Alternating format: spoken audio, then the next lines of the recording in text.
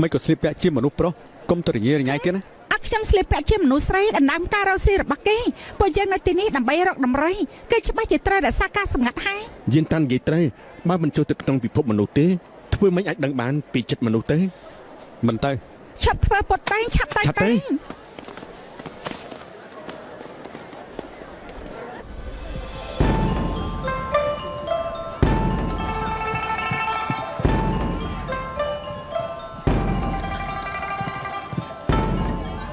អ្នកប្រុសផឹកស្រាទេអរគុណអ្នកប្រុសផឹកស្រាទេខាងចែងផឹកស្រាទេ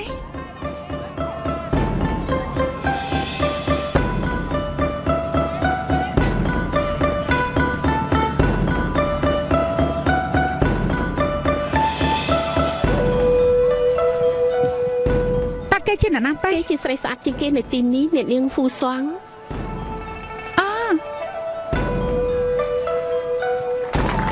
ល្អរកបានល្អណាស់អ្នកនាងហ្វូសង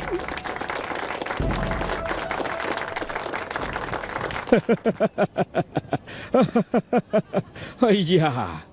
អ្នកនាងហ្វូសងរំបានល្អណាស់បើសិនជាអ្នកនាងហ្វូសងអាចនៅជាមួយខ្ញុំមកយប់ណែអ្នកប្រុសកុំធ្វើអញ្ចឹងអីណាខ្ញុំនឹងចំណាយមាស 1000 តម្លឹងខ្ញុំឲ្យមាស 1000 តម្លឹងណាពួកយើងគឺជាអ្នករំមិនមែនស្រីបនទេគេដូចជាជ្រុលពេកហើយសៀវឈីត្រូវគេស្គាល់ថាជាបរិសុទ្ធល្មមស្រី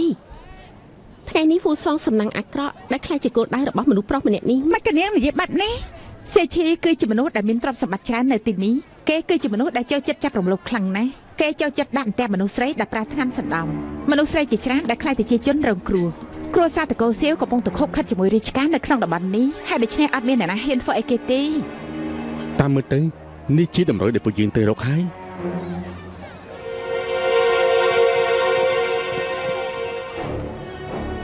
សូមអរគុណអ្នកប្រសៀវសម្រាប់ការអញ្ជើញប៉ុន្តែអ្នកប្រសៀវមានការយល់ច្រឡំហើយជីងហ៊ុនជាកន្លែងច្រៀងរាំមិនមែនផ្ទះបនទេមនុស្សស្រីនៅទីនេះសម្ដែងរកប្រាក់អ្នកប្រសៀវបើសិនជាចង់រកស្រីកំដរខ្លាចថាខ្ញុំមិនអាចបំពេញចិត្តអ្នកប្រុសបានហ្វូសងមកជូនស្រាអ្នកប្រសៀវទៅ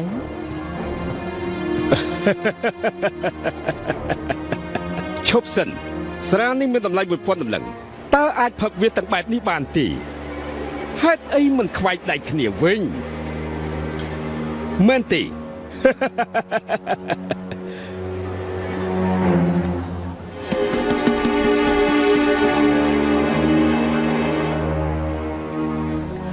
ហើយថោកទៀតមែនបើរាជការមិនអាចគ្រប់គ្រងគេបានទេអញ្ចឹងថ្ងៃនេះទុកឲ្យយិនតានខ្ញុំបដាគេម្ដងចាស់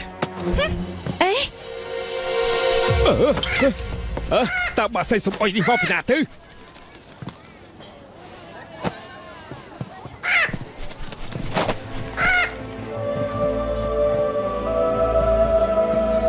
សូមបីតែសេកឃើញវាជារៀងរំក៏វានៅតែដឹងពីរបៀបសុជីវធម៌ដែរហើយមិនក៏មានមនុស្សដែលមិនចេះខ្មាស់អ៊ីនមិនគិតថាខ្លួនឯងរំខានដល់អារម្មណ៍គេទេមនុស្សបែបនេះមិនអាចប្រៀបបាននឹងបាសេកសេកបានទេបាសេកតូចតើខ្ញុំនិយាយត្រូវទេមនុស្សអាក្រក់អរគុណអ្នកប្រុសលាវថ្ងៃនេះអ្នកប្រុសមិនតាត់បានឃើញការសម្ដែងនិងការច្រៀងរបស់ខ្ញុំនៅឡើយទេតើឯជាតាណាខ្ញុំចំណាយមាស 1000 តម្លឹងដើម្បីឲ្យស្រីស្អាតម្នាក់នេះផឹកស្រាជាមួយនឹងខ្ញុំមិនតែទៅជាមួយឯងទេប្រយ័ត្នជាងវាយឯងណាហើយដករួមសាច់សេរបស់ឯងហើយយកវាធ្វើម្ហូបណាអូយថ្ងៃនេះខ្ញុំបង្រៀនឯងក្នុងនាមជាដូនតារបស់ឯងចុះអំពីរបៀបគោរពដល់មនុស្សស្រី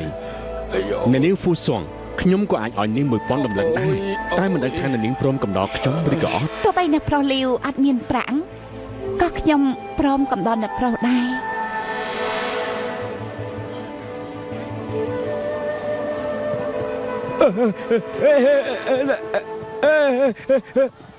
ល្អណាស់ឆ្កែញីឈ្មោលកន្លែងរីករាយនេះផ្លែឈើកន្លែងកុហករំចាប់ខ្ញុំនឹងសុំឲ្យរាជការបិទកន្លែងនេះចាប់តែមើលទៅអ្នកប្រសៀវសុំទោសផង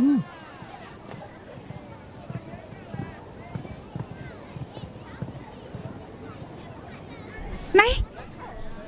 ខ្ញុំមានកម្រងមួយស្ដាប់ណាហេតុអីអ្នកទាំងពីរមិនទៅសួរសេវឈី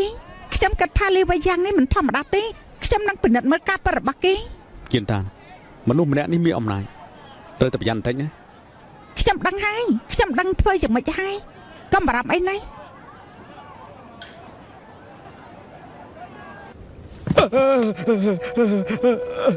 ពួកលោកចង់ធ្វើអី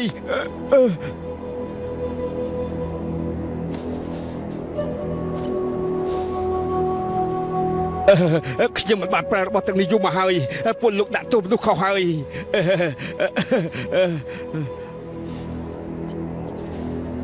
ឈប់ធ្វើពុតទៅបើចង់សងសឹកសុំរកឲ្យត្រូវមនុស្សទៅខ្ញុំសម្បត្តិចំពោះព្រះខ្ញុំមិនដែលប្រាថ្នានេះទៅលើអ្នកណាទេលោកធ្វើបាបមនុស្សទន់ខ្សោយមិនខ្មាស់គេទេព្រោះតែលោកមានជំនាញប្រាថ្នាតើលោកធ្លាប់ឃើញវាទេ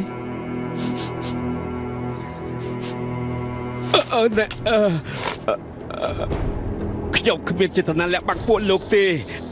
ការប្រើប្រាស់ថ្នាំនេះក៏មានតែមនុស្សប្រមាណអ្នកខ្ញុំពិតជាមិនហ៊ានបង្កបញ្ហាជាមួយពួកគេទេវាមានសិនសៀវជាថ្នាំសន្ដំវាគឺជាម្សៅដែលធ្វើដោយវាមានសិនសៀវរបស់ពួកគេអ្នកណាបើលោកកុហកកុំថាខ្ញុំនេះដាច់ធម្មមេតាសោះគេមិនបានកុហកទេឯងចុះពីភ្នំមិនយូរប្រហែលទេច្បាស់ជាមិនធ្លាប់ឮឡើយវាពិតជាមានប៉ាអាចកំបាំងមួយនៅជាងអ៊ូមែនឈ្មោះថាសិនសៀវវាមានសិនសៀវគឺមានអាចកំបាំងខ្លាំងណាស់គ្មាននរណាដឹងថាវានៅណានោះទេហើយមេប៉ាជីនណាក៏គ្មាននរណាដឹងដែរសិស្សនៅវាមានសិនសៀវពួកគេសុទ្ធតែមិនបញ្ចេញមុខមិននឹកស្មានថាពួកយើងខ្លាចជាគោលដៅរបស់ពួកគេទេលោកម្ចាស់លោកជាអ្នកដឹងច្បាស់ពីអ្វីដែលកើតឡើងវាមានសិនសៀវនេះចូលចិត្តប្រាប់ការតបតែងមនុស្សក្នុងវាមានទាំងអស់មានស្នាមសាប់ការ3លើដងខ្លួនពួកគេមិនបង្ហាញវាដោយស្រួលទេខ្ញុំបានសិក្សាពីថ្នាំរបស់វាមានសិនសៀវឬថ្នាំជាច្រើនបានមកពីភ្នំជូឈីវសន្មតថាវាមានសិនសៀវនេះគឺអាចនៅជិតភ្នំជូឈីវខ្ញុំនៅក្នុងទីធ្លាខាងក្រោយនៃផ្ទះសំណាក់ជីនហ៊ុនធ្លាប់មានក្លិននេះខ្លាំងខ្ញុំក៏មានការចម្លែកចិត្តដែរបើសិនជាខ្ញុំឃើញលោកធ្វើអាក្រក់ម្ដងទៀតខ្ញុំនឹងយកជីវិតលោកហើយខ្ញុំយល់ហើយខ្ញុំទៅហើយអើយទៅហើយយប់នេះពួកយើងអាចស្នាក់នៅទីនេះបានអញ្ចឹងពេលយប់អាចទៅទីធ្លាខាងក្រោយផ្ទះសំណាក់ជីនហ៊ុនដើម្បីស្វែងរកអ្វីដែលកើតឡើងហើយនឹងបានដឹងថាអ្វីដែលគេនិយាយនោះពិតឬមិនពិត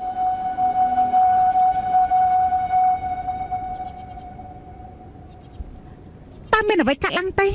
ខ្ញុំគិតថាលីវ៉ាយ៉ាងនេះជាមនុស្សស្មោះត្រង់មិននឹកស្មានថាគេជាមនុស្សអាក្រក់ដល់ម្លឹងទេខ្ញុំនឹងផ្ដល់មេរៀនដល់គេ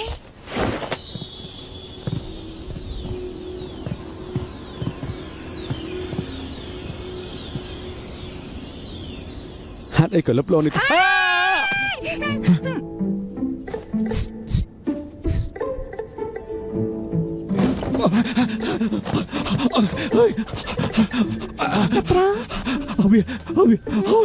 រមាស់ជីវិតតែមុនរមាស់ណាប្រុសអ្នកនាងហ្វូសងកុំបារម្ភអីណាមនុស្សល្មមកាប់នេះគេមិនហ៊ានធ្វើបាបអ្នកនាងទៀតនោះទេប៉ុន្តែកុំខ្លាចអី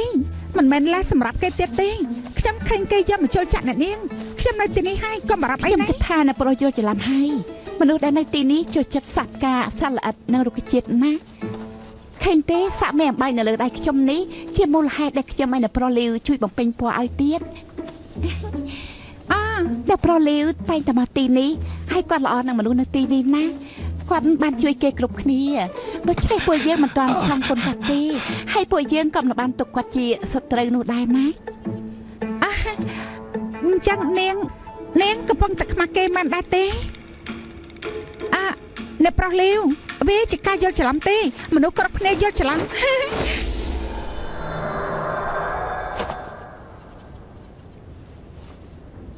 មើលទៅជំនាញនៃវិជាសិលរបស់លោកនោះនៅតែចង់ខ្លាចជីវិតបរិសុទ្ធទៀតទេ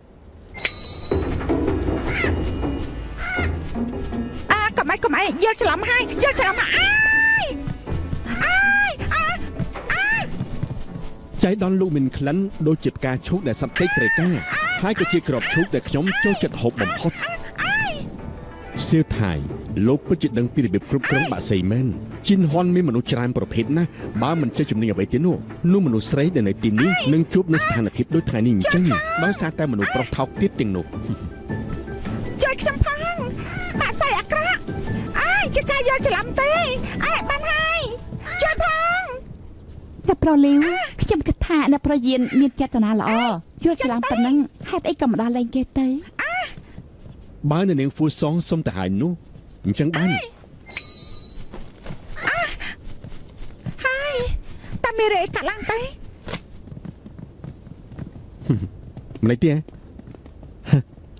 សំណាងល្អហើយដែលគេដោះលែងនេះបែបនេះមើលទៅរញ៉េរញ៉ៃមែនប៉ុន្តែនាងម្លេចទេ ទោះបីជាអ្នកប្រុសលីមិនសូវល្អតែគេកំ pl ែង មែនហើយ លោកជឿរឿងមិនប៉ិតរបស់គេខ្ញុំមិនជឿទេណាគេជាមនុស្សកាត់គោឆ្លាតហើយមិនលុបលន់នៅអំណាចនឹងគេឈ្មោះគេគឺជាមនុស្សល្អសម្រាប់ចិត្តនៅទីនេះមកថែមនុស្សស្រីទាំងអស់នេះខ្ញុំមិនជឿគេទេបើមិនអញ្ចឹងទេលេវយ៉ាងនេះប្រហែលជាមានបញ្ហាបើមិនអញ្ចឹងវាច្បាស់តែមានអាកំបាំងអីនៅទីនេះហើយណា មានអាចកម្បាអ្វី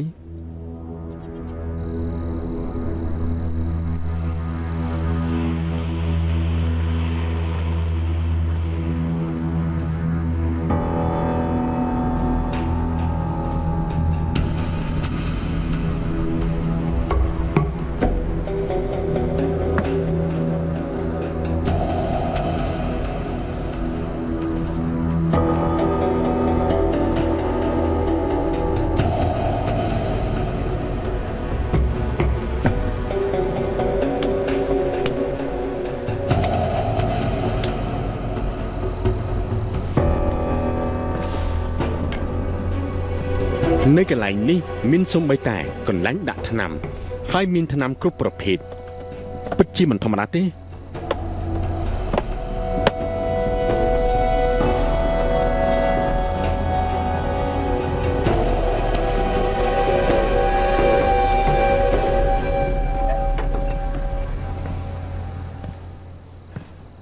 តើនៅទាំងពីរធ្វើស្អីនៅកន្លែងទុកថ្នាំនេះ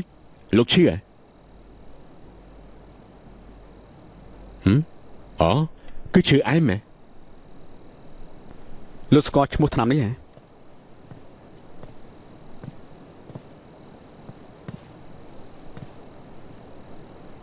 អ្នកប្រុសទាំងអស់ហេតុអីមកទីនេះ គ្មានទេពួកគេ clean ហើយក៏មកប្រាប់ខ្ញុំឲ្យបំពងឈឺអែមឲ្យគេ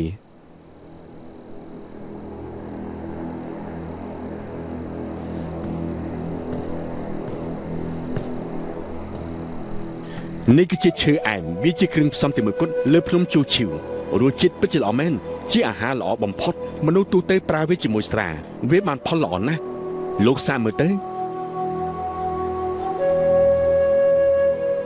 លបងលេវជាមនុស្សនិយាយត្រង់ខ្ញុំគ្មានអ្វីត្រូវនិយាយទេបើរបស់នេះជាគ្រឿងផ្សំក្នុងម្ហូបហេតុអីត្រូវដាក់រួមគ្នាជាមួយថ្នាំផ្សេងម្យ៉ាងទៀតខ្ញុំទើបមិនបានឃើញលើដំបូងដែលមានកន្លែងដាក់ថ្នាំធំនៅក្នុងផ្ទះបែបនេះ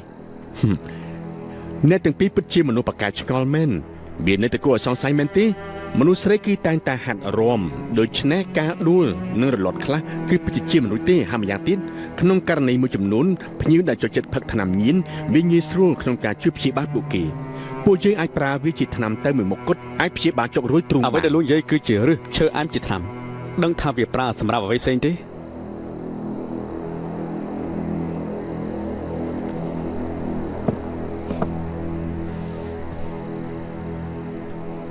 អ្នកទាំងពីរបានជួបនរណាម្នាក់មកពីវិមានស៊ីនសៀវដែរទេមានវិធីពីរយ៉ាងក្នុងការប្រើឫសឈើអែមជាថ្នាំបើវាមិនមែនសម្រាប់សម្រួលការបន្ធូរបងនៅបន្ធូរអារម្មណ៍នោះគឺសម្រាប់សណ្ដំហើយផ្នែកនេះត្រូវបានគ្រប់គ្រងដោយវិមានស៊ីនសៀវ ក្រៅពីរឿងនេះតើលោកបានដឹងរឿងអ្វីផ្សេងទេ ខ្ញុំបានរស់នៅក្នុងរាជធានីយូរហើយខ្ញុំបានឮពីរឿងនេះគេនិយាយថាម្ចាស់វិមាននៃវិមានស៊ីនសៀវកំពុងស្វែងរកអាវុធវេទមន្តដែលមានឈ្មោះថាលីឈិនខ្ញុំបានឮថាលីឈិននេះដូចជាអាវុធទឹករបស់ទេវតាអញ្ចឹងបើមិនដឹងពីរបៀបប្រើវាទេទោះធ្លាក់ក្នុងដៃវាគ្រាន់តែជាវត្ថុធម្មតាប៉ុណ្ណោះ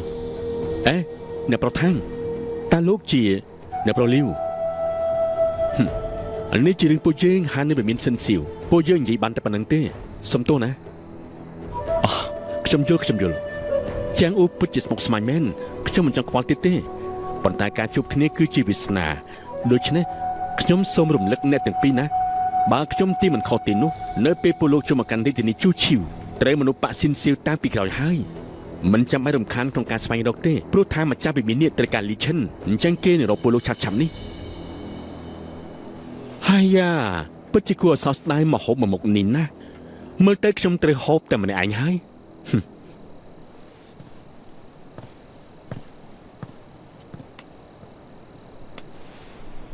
តើគេជាមិត្តឬក៏សត្រូវខ្ញុំពិតជាមិនអាចស្មានបានទេ នៅកន្លែងនេះគឺមានអ្វីគ្រប់យ៉ាងបើយើងនៅទីនេះពី3ថ្ងៃទៀតនោះពួកយើងនឹងអាចពិនិត្យមើលវិមានសិនសៀវហើយទោះបីជាពួកគេនៅទីនេះក៏ពួកយើងអាចមានផែនការប្រឆាំងដែរ អេកន្លែងនេះអស្ចារ្យណាស់ស្រស់ស្រាយហើយក្រអូបទៀតនេះគឺជាការវង្វេងតាំង6ពណ៌សម្លេងក្លិននិងកាប់ប៉ះបើពួកយើងស្នាក់នៅទីនេះប្រហែលថ្ងៃមិនត្រឹមតែស៊ើបដឹងការពិតទេអាចប្រមូលបានបាត់ពិសោធន៍ហើយការបានកំណត់ច្រើនទៀត លាវាយ៉ាងស្គាល់វាមានសៀវច្បាស់ណាស់តែពេលរសួរចំចំណុចសំខាន់មិនច្បាស់លាស់សោះខ្ញុំខ្លាចតែគេបានរឿងលម្អិតនេះពីពួកយើងទេ មិនមែនជាការពិតទាំងអស់ទេខ្ញុំមិនដឹងថានរណាទទួលព័ត៌មានពីនរណាឡើយ អ្នកទាំងពីរធ្លាប់បានរំលឹកមនុស្សមកពីវិមានសិនសៀវធ្លាប់បានប្រើស្នាមសាក់ផ្លែ3ជាសញ្ញាសម្គាល់លើវាយ៉ាងដឹងពីរបៀបសាក់ច្បាស់ណាស់ក៏ឲ្យសង្ស័យណាស់តែមិនដែរទេ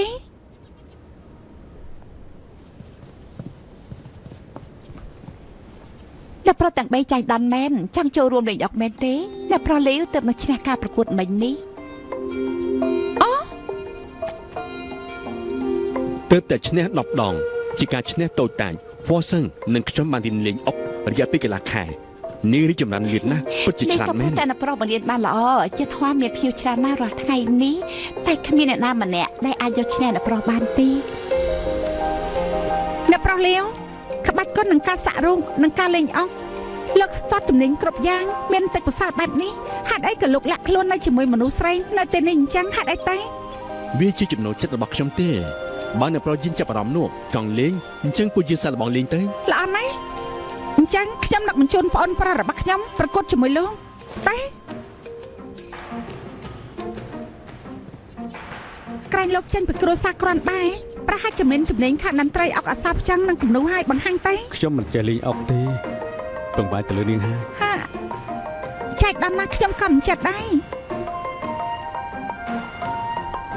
ហាត់អីក៏មិនចូលទៅលេង ហើ តែ យខ្ញុំក៏មិនចេះដែរ អញ្ចឹងធ្វើយ៉ាងម៉េច នាងតែងតែជាលៀនឈីងដ៏ឆ្លាតខ្ញុំគិតថាទោះបីជានាងកំពុងរៀនក៏នាងអាចយកឈ្នះគេបានដែរ អាននិយាយអ្វីដែលមានហេតុផលបន្តិចតែតាបានដែរទេ បើមិនចឹងទៅយើងភ្នាល់គ្នាទេបើសិនជានាងលេងមិនឈ្នះគេទេខ្ញុំនឹងធ្វើអាហារពេលល្ងាចឲ្យនាងហូបឆាប់ទៅ អញ្ចឹងមិនអីទេខ្ញុំអាចបញ្ចេញសមត្ថភាពបានអញ្ចឹងបានខ្ញុំនឹងប្រកួតជាមួយ ចាំ លោក បន្ ចាស់ តិចខ្ញុំលេងអុកជាមួយមនុស្សស្រីនៅទីនេះព្រោះពួកគេជួយខ្ញុំមកធ្វើជាគ្រូបង្ហាត់ពួកគេបើខ្ញុំលេងជាមួយលោកនោះតើលោកចង់ភ្នាល់ដាក់អីទៅ កិនចេះចាស់មាននឹងប្រាក់គឺជារបស់ធម្មតាមិនសប្បាយទេដែលយកវាមកភ្នាល់នោះបានអ្នកណាឈ្នះ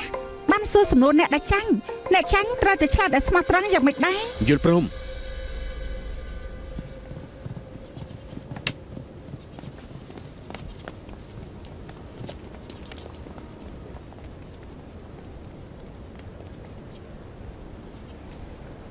ហាត់អីខ្ញុំមានអារម្មណ៍ថាធ្លាប់ឃើញទស្សនភាពបែបនេះដូចជាធ្លាប់លេងអុកជាមួយអ្នកណានៅក្នុងរបៀបលេងបែបនេះ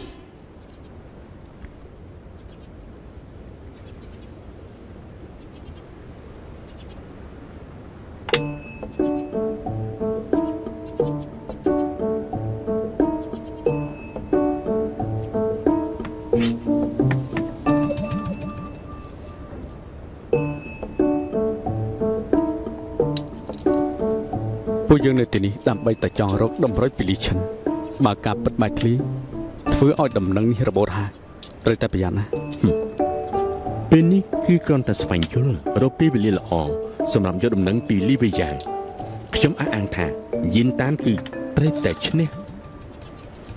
ហាត់អីក៏ប្រកាសម្លេះទោះបីជាគេឆ្លាតបន្តិចមែនប៉ុន្តែខ្ញុំគិតថាគេមិនអាចយកឈ្នះបានទេខ្ញុំខ្លាចតែពួកយើងបែកធ្លាយការពិតមុនពេលដែលបានតម្រុយនោះទេណា ខ្ញុំទើបតែដឹងទេហើយម្យ៉ាងទៀតក្នុងពេល3ជុំលីវីយ៉ាងច្បាស់ជាមិនអាចស៊ីក្របអុករបស់អ្នកប្រយិនតានបានទេចាំមើលទៅ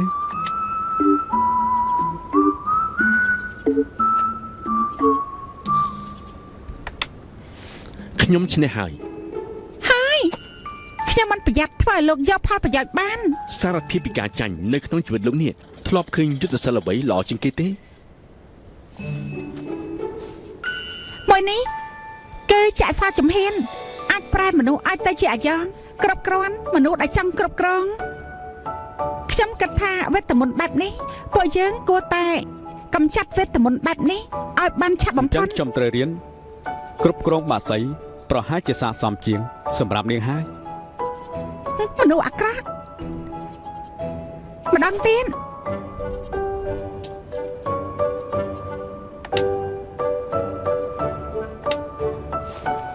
ខ្ញុំឆ្នះហើយដល់វិញខ្ញុំសួរហើយណាអ្នកប្រុសលាវមើលតែដូចជាអ្នកមានហេតុអីក៏លោកមិនទៅផ្ទះបើជាមិននៅទីនេះទៅវិញ ច្បាប់នៅផ្ទះគឺពិបាកណាស់ជាការល្អហើយដែលខ្ញុំមកកាន់ទីនេះដើម្បីការសប្បាយមិនចង់ទៅផ្ទះវិញទេ តែរបស់លោកណែណាទេលោករកអ្វីចិញ្ចឹមជីវិត បើ ទេ សិនជាចង់ដឹងទៀតនោះត្រូវឈ្នះខ្ញុំម្ដងទៀតសិន បាន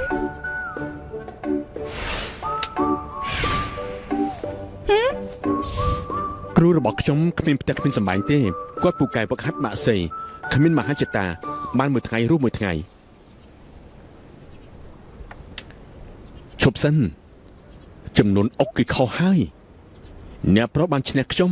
មាន180គ្រាប់នៅលើក្តារអុកនោះគឺមានន័យថាមានគ្រាប់អុកពណ៌សមួយទុកលើក្តារអុករបស់ខ្ញុំហើយប៉ុន្តែមើលទៅឥឡូវនេះវាបាត់ទៅហើយណាបើតាមច្បាប់នោះនៅពេលបាត់គ្រាប់អុកបានន័យថាលេងមិនស្មោះត្រង់ទេ ខ្ញុំជាមនុស្សស្មោះត្រង់លោកអាចពិនិត្យបានណាកុំព្យាយាមមកបង្កាច់ខ្ញុំម៉ា អេមិនអាចទេ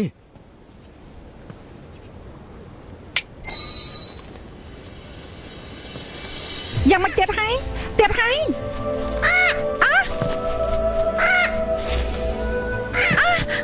អូ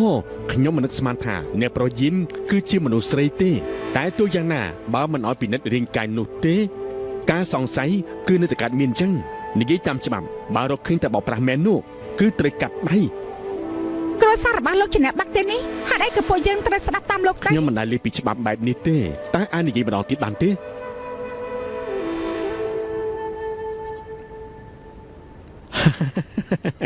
សុំទោសផងណា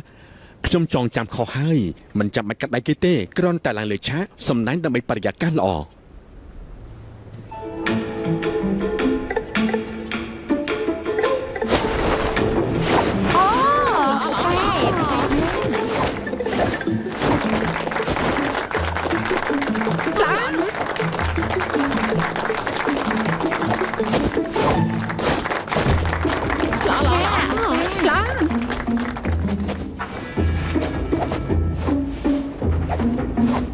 លេវយ៉ាងនេះដូចជាមិនខ្វល់តាមពិតគេមានកំណត់ផ្សេងទៀតប្រហែលជាមានបញ្ហាអីហើយ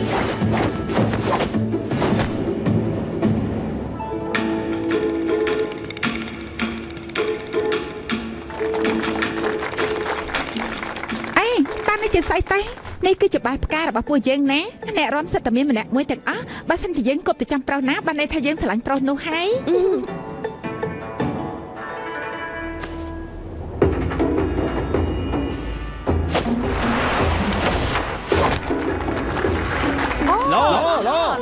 ឡណាឡ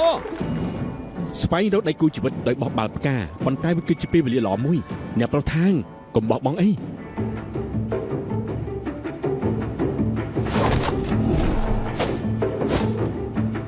បាល់ធ្លាក់នៅចំពោះមុខលោកច្បាស់ជារបស់លោកហើយខ្ញុំច្បាស់ជាមិនហ៊ានដណ្ដើមលោកទេ បើលោកជាមនុស្សគ្រប់ច្បាប់មែននោះអញ្ចឹងលោកគួរដឹងហើយគួរតែបោះបង់ចោល ឡ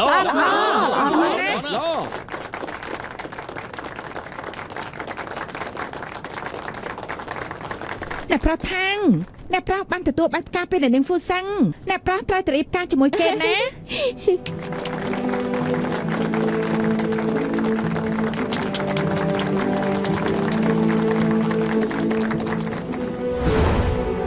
កងដៃក្នុងដៃបង្ខំដោយបេះដូងចាប់ពីពេលនេះទៅបញ្ចប់រឿងស្នេហាក្នុងលើ តើអាចថាំចេះលងស្នេហ៍ហ្វូសងដែរទេ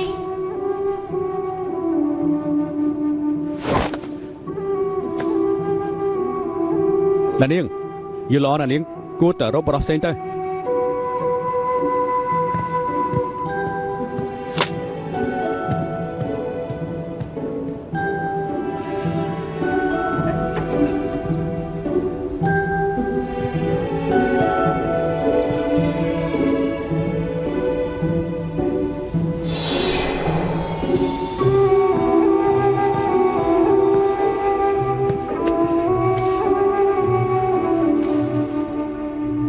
លោកប្រហែលជាឈឺខ្ញុំបានទីត្រេគ្រាន់តែមិននឹកស្មានថាលោកឈឺខ្លាំងបែបនេះទេនៅពេលដែលខ្ញុំជួបលោកដំបងនោះខ្ញុំបានឃើញលោកពាក់កងដៃនេះគ្រាន់តែខ្ញុំមិនដឹងថាហេតុអីកងដៃនេះធ្វើឲ្យលោកឈឺបែបនេះ អ្នកស្នងតំណែងប៉ាលីសៀវត្រូវពាក់កងដៃនេះដើម្បីបញ្ជាក់ថាគ្មានការរំខានពីស្នេហាបើមានការបំពានត្រូវតែទទួលការឈឺចាប់បើដូច្នេះតើលោកមិនទេអ្នកគុណនិយមគឺតែងតែមានមនោសញ្ចេតនាវាគឺជាលើកទី1ហើយដែលលោកចូលមកកន្លែងនេះជាមិនផុតពីភាពស្ងប់ស្ងាត់វាជារឿងធម្មតាទេកុំបន្ទោសខ្លួនឯងអីមិនយូរទេវានឹងអាចប្រសើរឡើងវិញជាមិនខានឡើយថ្ងៃណាមួយលោកនឹងទម្លាប់បានអ្នកប្រុសទាំងពីរថ្ងៃនេះខ្ញុំឃើញអ្នកប្រុសទាំងពីរបញ្ចេញនៅទ្វេដៃខ្ញុំពិតជាមានការរំភើបណាស់ហើយខ្ញុំពិតជាចង់រៀនពីអ្នកប្រុសទាំងពីរណាប៉ុន្តែមិនដឹងថាអ្នកប្រុសទាំងពីរព្រមបង្រៀនឬក៏អត់នោះទេពួកយើងរីករាយណាស់អ្នកប្រធានមានឆន្ទៈក្នុងការបង្រៀននាងអ្នកប្រធានវាជាឱកាសទម្លាប់នឹងហើយ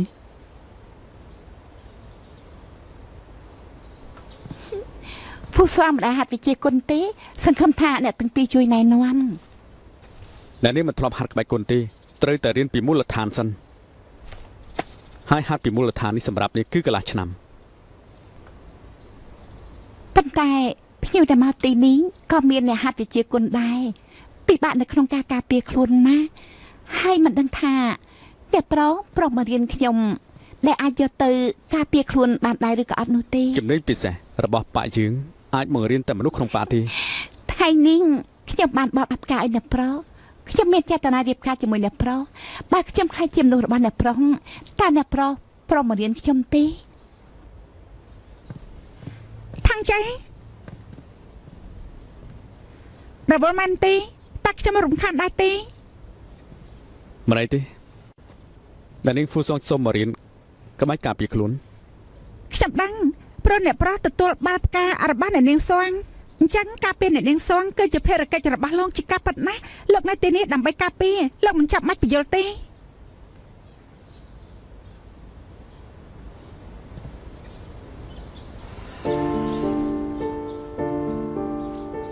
គឺដោយសារនាងតែម្នាក់គត់អាចធ្វើគេខកចិត្តបានព្រោះតែអ្នកនាងយាតានមកទីនេះអញ្ចឹងខ្ញុំលាទៅវិញហើយណាខ្ញុំនឹងមកសុំយោបល់អ្នកប្រុសខាងម្ដងទៀត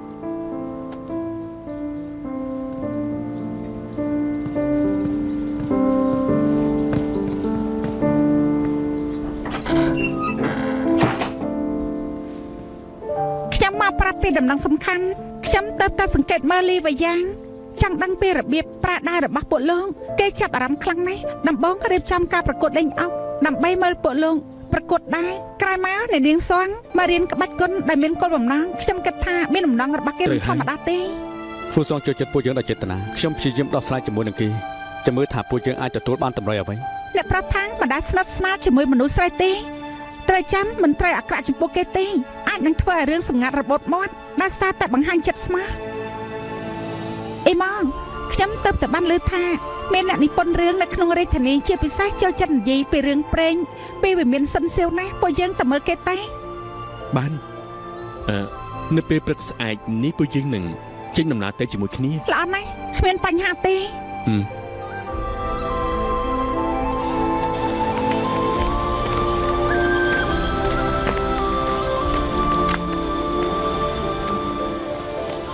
ការឈឺចាប់ការបង្ហូរឈាមសូមបីសាច់ដុំក៏បាច់ដែរលោកពិតជាមិនអាចបន្តចេញបានទេត្រាំក្នុងទឹកត្រជាក់អាចស្ងប់ស្ងាត់សាឡបងមើលទៅ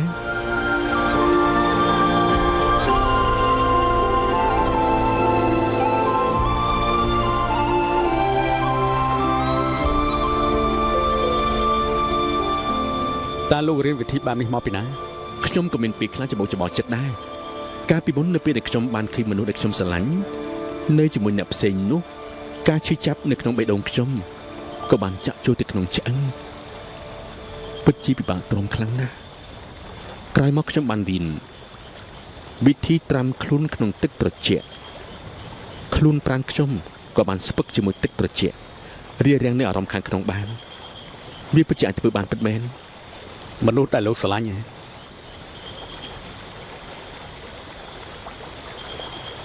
ប៉ុន្តែធ្វើយ៉ាងម៉េចអញ្ចឹងថានោះជាស្នេហាដែលលោកមានអារម្មណ៍ ក្នុងឋានទាំង3នោះគ្រប់គ្នាគឺមានអត្តចរិតផ្សេងៗគ្នាគ្រាន់តែជីវិតនិងសេចក្តីស្លាប់គឺស្មើគ្នានៅពេលដែលស្មារតីយើងស្រពេចស្រពើបន្តិចម្ដងនោះគឺច្បាស់ជាគិតពីមនុស្សដែលយើងស្រឡាញ់ហើយនៅពេលនោះមានតែប្រឈមមុខនឹងអារម្មណ៍ពិតរបស់យើងជាមិនខានទេ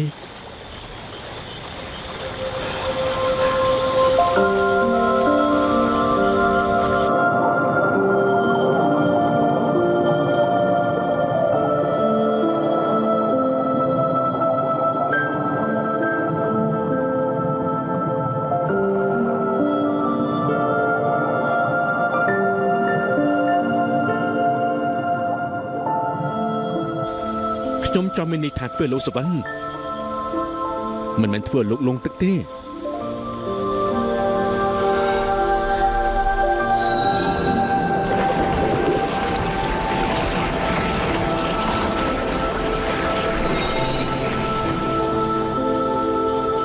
គួរឆ្ងល់មែនតើអ្នកណាទៅដែលនៅក្នុងចិត្តគេនោះ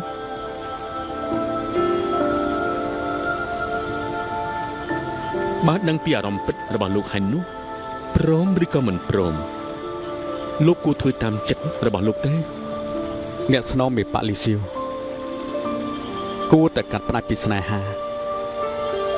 បេះដូងពោពេញទៅដោយគំនិតវាជាគំរូអាក្រក់ដល់សិស្សក្នុងបកដើម្បីគោរពច្បាប់ក្នុងបកខ្ញុំត្រូវតែទប់ទល់ចិត្តខ្លួនឯង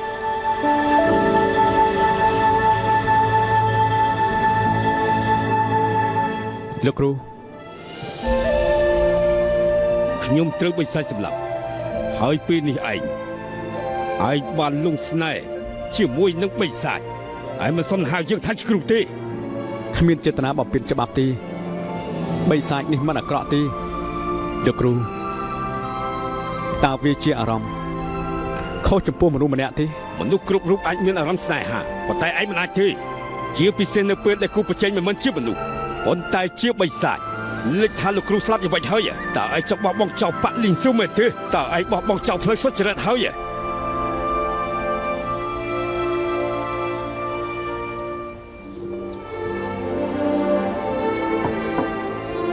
ថាជើលោកភ្ញាក់ហើយនៅថ្ងៃនេះយើងត្រូវចេញទៅស៊ើបមើលបើមិនកើតឡើងទៀតនោះខ្ញុំខ្លាចតាយានតានមកលើកភួយចេញពីលោកទេឆាប់ក្រោកឡើង យើងបានយល់ព្រមធ្វើការស៊ើបរឿងនេះជាមួយគ្នាលោកបាននិយាយថាខាងចេះគេបានលងនៅក្នុងទឹកមិនត្រឹមតែប៉ុណ្ណឹងទេគេថែមទាំងផ្ដាសាយទៀតវាពិតជាចម្លែកខ្លាំងណាស់ជាក់ស្ដែងលីឆាន់គឺជាវត្ថុជួយជីវិតរបស់គេមិនក៏គេប្រហែលយ៉ាងនេះ បើនាងពិតជាអន់ចិត្តនឹងគេមែននោះនាងមិនគួរខ្ចប់អាហារឲ្យគេច្រើនទេ គេទៅបាត់បង់វត្ថុទឹកគេព្រោះតែជួយពួកយើងមិនឲ្យផឹកស្រាគេអាចជាមនុស្សមិនស្មោះត្រង់ប៉ុន្តែយើងមិនអាចមិនស្មោះត្រង់ទេត្រូវទេ អាហារសម្រន់ទាំងនេះគឺគ្រប់គ្រាន់សម្រាប់គេហើយណានេះជាចំណូលចិត្តនាងហេតុអីបានជានាងមិនយកទុកសម្រាប់ហូបពីក្រោយទេ ទាំងនេះគឺជាប្រាក់របស់លោកគួរតែហូបឲ្យបានច្រើនណាស់ ខ្ញុំមិនចូលចិត្តហូបទេ គេបាននិយាយថាម្ចាស់វិមានមនុស្សប្រុសដែលមានកម្ពស់ខ្ពស់មានចិញ្ចើមផ្កាយមានចិត្តក្លាហានមានមោទនភាពគឺជាអ្នកក្លាហានពិតប្រាកដ ខ្ញុំលើកថាម្ចាស់វិមានសិនសៀវជាបារះទាបដែលមានស្លាកស្នាមពេញមុខ ប្តីផ្ដាម្ចាស់វិមានសិនសៀវមានយុទ្ធសាស្ត្រខ្លាំងក្លាហើយអស្ចារ្យបំផុតមិនយ៉ាងណាជាមនុស្សធាត់ទាបកុំនិយាយប្តីផ្ដាខ្ញុំធ្លាប់ជួបម្ចាស់វិមានគាត់គឺជាមនុស្សចាស់ពិបាកក្នុងការដើរធ្វើមិនយ៉ាងអាចហាត់បាត់គុណបានទៅម្ចាស់វិមានសិនសៀវគឺជាមនុស្សស្រីទេខ្ញុំថែមទាំងបានហាត់ក្លិននាងទៀតផង អញ្ចឹងនិយាយតែគេមានមុខច្រើនណាស់និយាយតែគ្រាន់តែហាំងតែមួយមានមនុស្សច្រើនណាស់នៅទីនោះដែលនិយាយថាធ្លាប់ជួបម្ចាស់វិមានសិនសៀវហើយការនិយាយរបស់ពួកគេសុទ្ធតែខុសគ្នាទាំងអស់តែលោកគិតថាអ្នកណានិយាយការពិតទេដល់ពេលបញ្ចុះហើយអ្នកទាំងពីរឆាប់ទៅយករបស់អ្នកប្រុសសៀវឈីមករៀបចំវេទនាឆាប់ឡើងទៅបាទ ទើបតែទទួលបានដំណឹងគេកាលពី2ថ្ងៃមុននេះហើយពេលនេះ គេបានជាស្លាប់ទៅវិញនោះតាមមិនអ្វីកើតឡើងទៅ ច្បាស់តែមានអ្វីចម្លែកហើយហេតុអីមិនទៅរកកន្លែងស្នាក់ដែរឆាប់តាមខ្ញុំ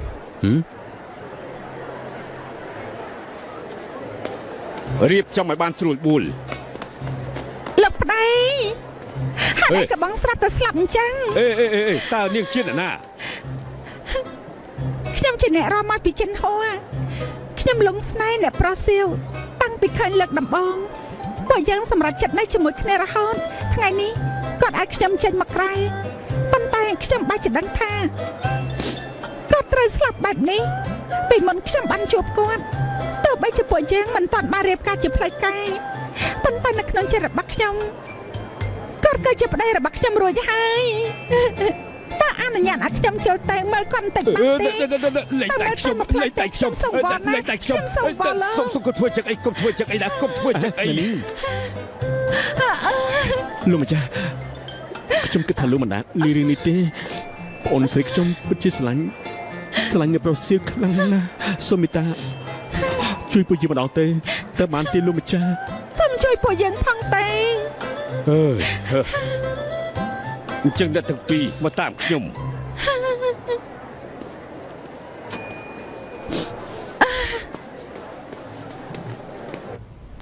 គ្រូពេទ្យបានពិនិត្យរួចហើយអ្នកប្រុសឆ្លក់អាហារបន្ទាប់ពីផឹកស្រាស្រវឹងស្លាប់ដោយអស់កម្លាំងអ្នកប្រុសតែងតែចូលចិត្តផឹកស្រាប៉ុន្តែតាណាខ្លះគិតថារឿងបែបនេះនឹងកើតឡើងទៅ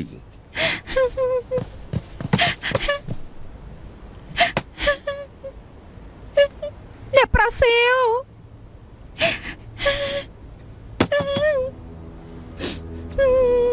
អ្នកប្រុសសៀវមានរបស់នៅទីនេះការស្លាប់របស់គេមិនមែនចែកដំទេ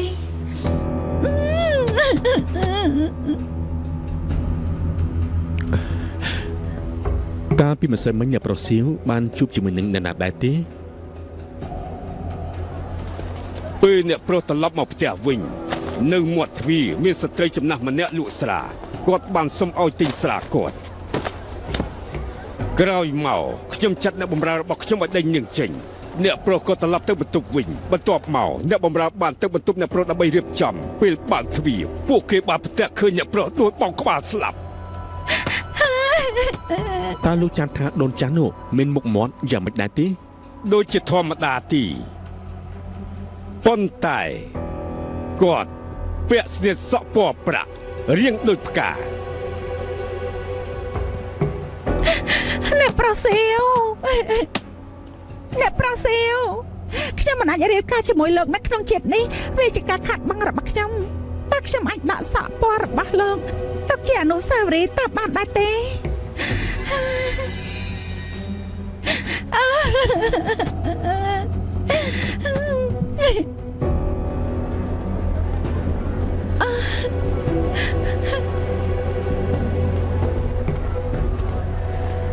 រូបរាងនៃមុខរបួសស្តៀងនៅផ្កាស្ទប់3 80%តាក់ទងនឹងវិមានសិនសៀវ ណាដូនចាស់នោះពាក់ស្នៀតសក់រូបរាងជាផ្កាហើយលក់ស្រាទៀតប្រហែលជាលោកយាយចាស់នៅផ្ទះសំណាក់ដែលលួចលីឈិនទៅហើយ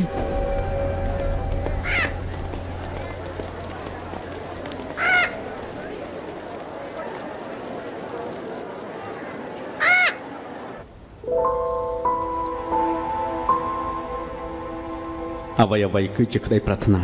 ទីបំផុតក៏ត្រូវលះបង់បើខ្ញុំទុករបស់ទាំងនេះតើអាចផ្លាស់ប្ដូរចិត្តទេ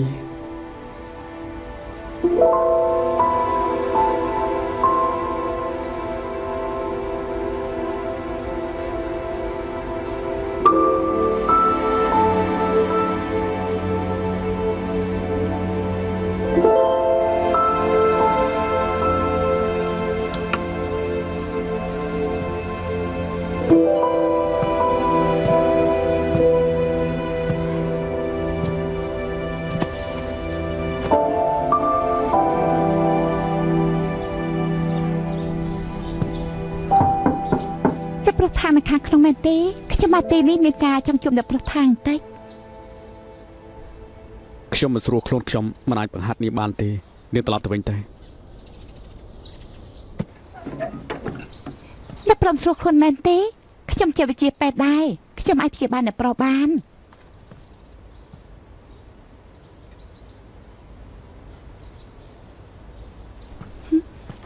សក់នេះស្អាតណាស់ ដាក់ចូលទៅ ខ្ញុំពេញចិត្តរបស់នេះណាស់តើអាចឲ្យមកខ្ញុំបានទេអ្នកប្រុសខ្វល់ពីរបស់នេះតើវាអាចជារបស់មនុស្សដែរនៅក្នុងបេះដូងអ្នកប្រុសមែនទេ នាងនិយាយធម្មតាហាត់ក្បាច់គុនទីហេតុអីក៏ដៃរបស់នាងក្រិន អ្នកប្រុសយល់ច្រឡំហើយដៃរបស់ខ្ញុំក្រិននេះក៏ព្រោះតែខ្ញុំលេងពិនខាងចៃ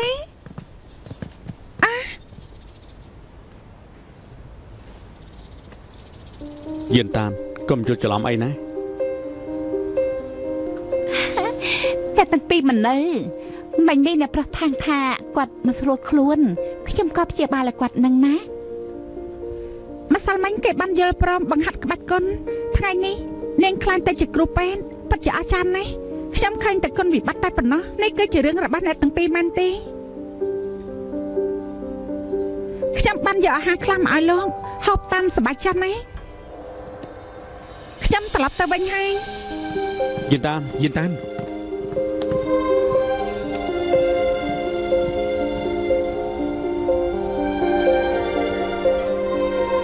នេះជារបស់អ្នកនាងយានតានេះខ្ញុំឃើញនាងសម្លឹងរបស់នេះប្រហែលជាគេយល់ច្រឡំហើយខ្ញុំគិតថាយប់នេះគេមានអារម្មណ៍មិនល្អលោកទៅលួងគេទៅណាខ្ញុំទៅវិញហើយណា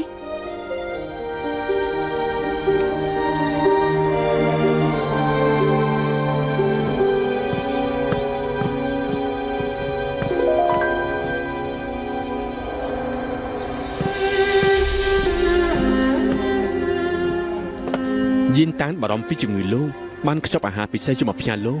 តែគេមិននឹកស្មានថាបានជួបនៅទិដ្ឋភាពបែបនេះទេកុំបារម្ភអីយានតានជាមនុស្សឆ្លាតខ្ញុំជឿថាគេអាចមើលឃើញពីចេតនាល្អរបស់ហ្វូសុងហើយមិនយូរទេគេនឹងមានអារម្មណ៍ល្អឡើងវិញ យានតានទីត្រូវហើយហ្វូសងពិតជាមានចេតនាចូលចិត្តខ្ញុំមែនព្រោះតែចង់ស្វែងរកពីរឿងសម្ងាត់របស់ខ្ញុំពេលនេះខ្ញុំដឹងថាគេជាមនុស្សដែលធ្លាប់ហាត់ក្បាច់គុនពិតជាគួរសង្ស័យណាស់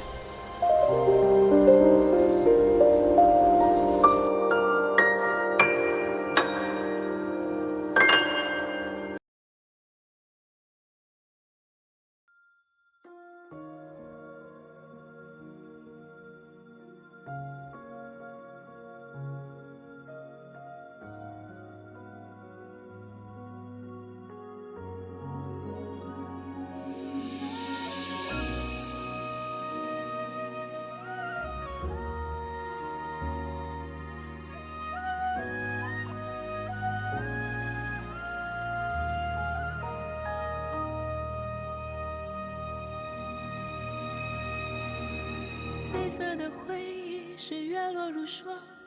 满地碎木枯黄，会走出一滴泪吞海银浪，执迷于遗忘。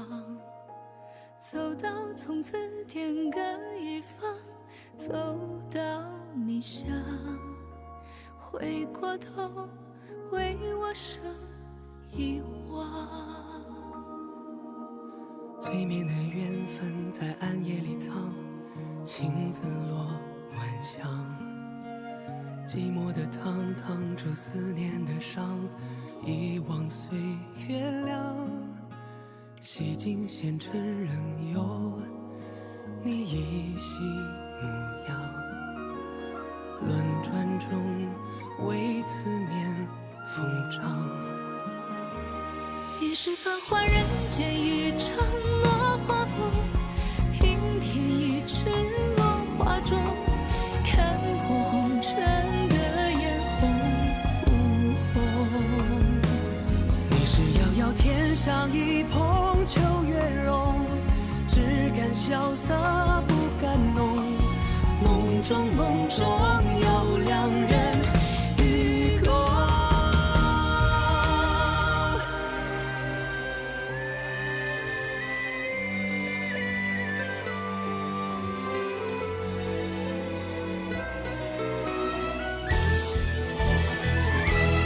与君别后一生我下转眼秋，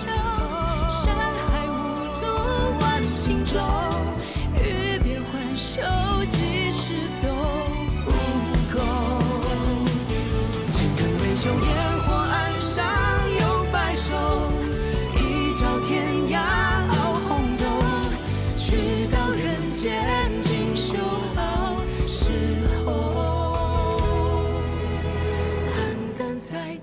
爱人厮守。